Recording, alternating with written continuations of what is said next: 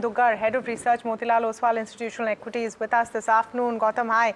Great to speak with you. I think one big takeaway is that you're hoping or you see Q3 being better than Q2. Let's start with that. Yeah, Tamana, good afternoon. Thanks for having me. There's a lot of noise about earnings being weak and all is lost. So what I wanted to highlight is definitely there is a moderation compared to what we have seen in FY20 to 24, wherein we had a 21% earnings CAGR for Nifty and 26 for our coverage universe. Now, FY25 had obviously begun on a very sort of muted note in the first quarter and now the second quarter put together. 1H FY25 earnings are flat for our coverage and only 4% growth for Nifty. But there is a disproportionate drag which is coming from commodities.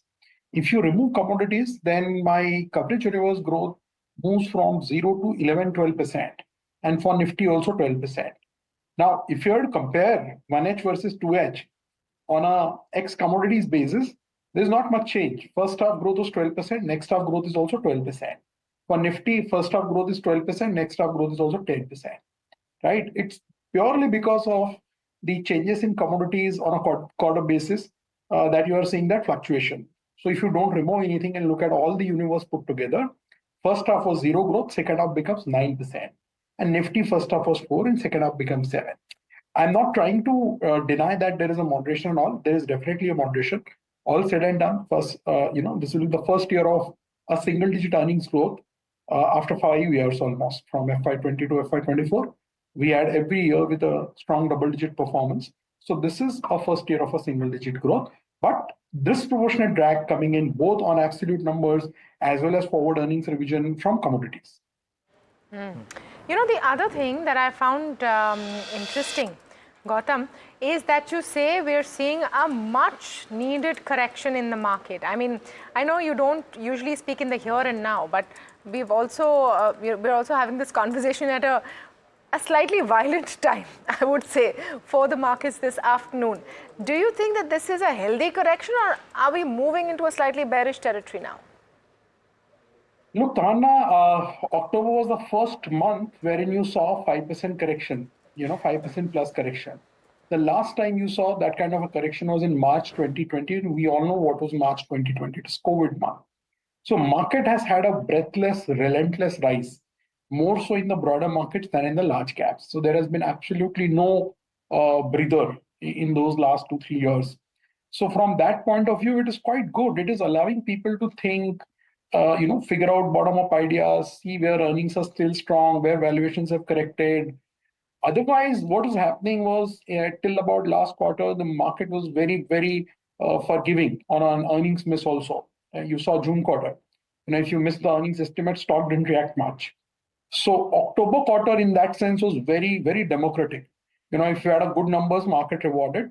And if you posted a bad numbers, obviously stocks saw severe punishment. Which is how it should be, right? Because ultimately, the valuations are a function of underlying earnings delivery. So that's quite welcome in my view. That said, valuations are still expensive for the broader market. Mid-cap index is still trading at 30 times. Small-cap index at 23 times. Only index which has become more reasonably valued and offer now an upside opportunity is Nifty 50, which is basically large caps. So if you look at Nifty 50 valuations now, on FY26 basis, now we are below 20 times. So that's a very interesting valuation print now. Till about 3-4 months back, we were at 22 and a half times even for Nifty. So the starting valuations were becoming a bit of a problem. Now at least that problem has been sorted to an extent, at least in large caps, and which is why we thought the need to put out that report, wherein we highlighted across sectors that in an otherwise muted earnings season, which are the stocks, which are the sectors which have still delivered fantastic numbers and where valuations are still okay. So that's why we called out that list of winners and laggards. Gautam, so here's the question, right? Good afternoon, Neeraj here. Here's the question. Will markets, let's assume the markets don't deviate too much from these levels. You said that the Nifty 50 is now maybe okay, right? So let's assume it doesn't deviate too much from these levels. Will the list of companies which are showing growth give positive returns a number of times in the past, right? 11, 2012, I think 17 as well, when the markets may have flatlined, but individual pockets did really well. I agree, Neeraj. The market will become more narrower in my view. So typically what happens when earnings growth gets narrow, the market also becomes narrow, right? And we are entering that phase now, wherein till about 2020 to 2024, 4 years, we had fabulous set of earnings. Whichever index you take, large cap, mid cap, small cap, Nifty 500. Now the earnings growth is becoming a bit narrower. The sectors which are delivering growth are tapering. That number is coming off, and it is a very expensive market in the broader market. So typically this is a very potent combination for market also to narrow then, because if your sectors which are delivering consistent earnings growth are lower in number and valuations are high, that's a natural consequence. To your earlier point, that what if market remains in this region for another couple of months, that will be wonderful. If you look at Nifty, say in March 25, which is what, 3 months now from here, if you're still in this 24,000, 25,000 territory, then you're creating a very solid foundation for consistent returns over the next 2 to 3 years. All of this is assuming we are assuming that numbers will not get downgraded much. So if we are right now at about 1240 rupees of EPS, let's say we remain in this range, because it's very difficult to pinpoint a number. Let's say there is plus minus 2-3% here or there.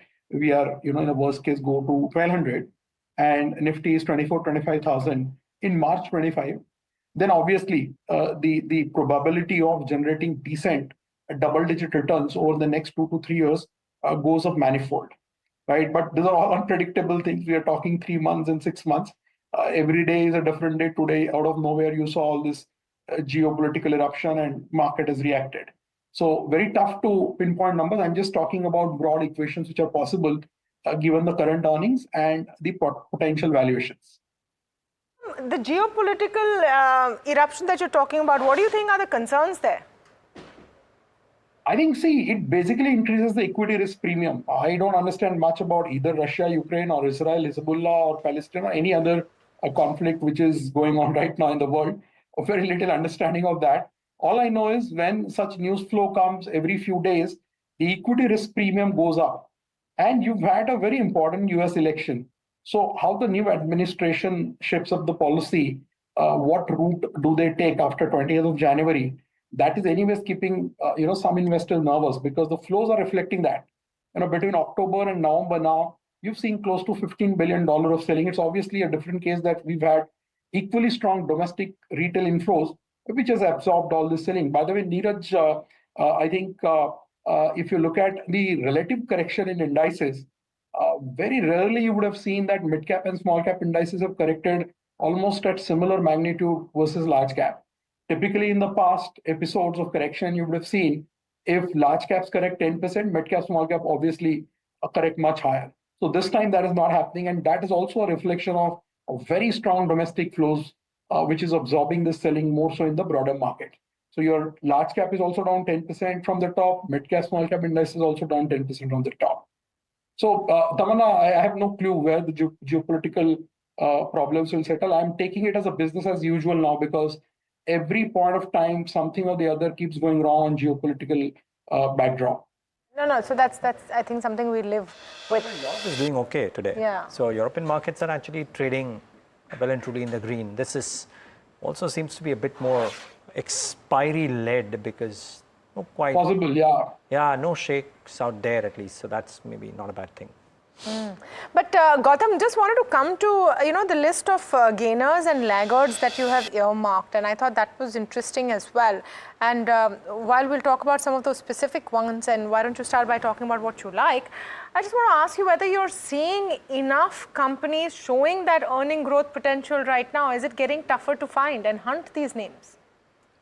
No, so Tana, even if you find enough companies with decent growth potential, you have to weigh that versus the valuation and starting entry fee that you are paying for that growth, right? Because then you are leaving yourself no room for any error, because then you are fully priced, there's no margin of safety, there is no room for execution error.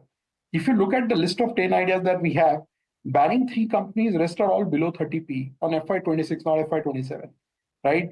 If you look at the earnings growth for those 10 companies, the projected FY24 to 26, again, I'm not talking about 27. So 24 to 26, you will see most of those companies barring SBI have more than 15% earnings growth.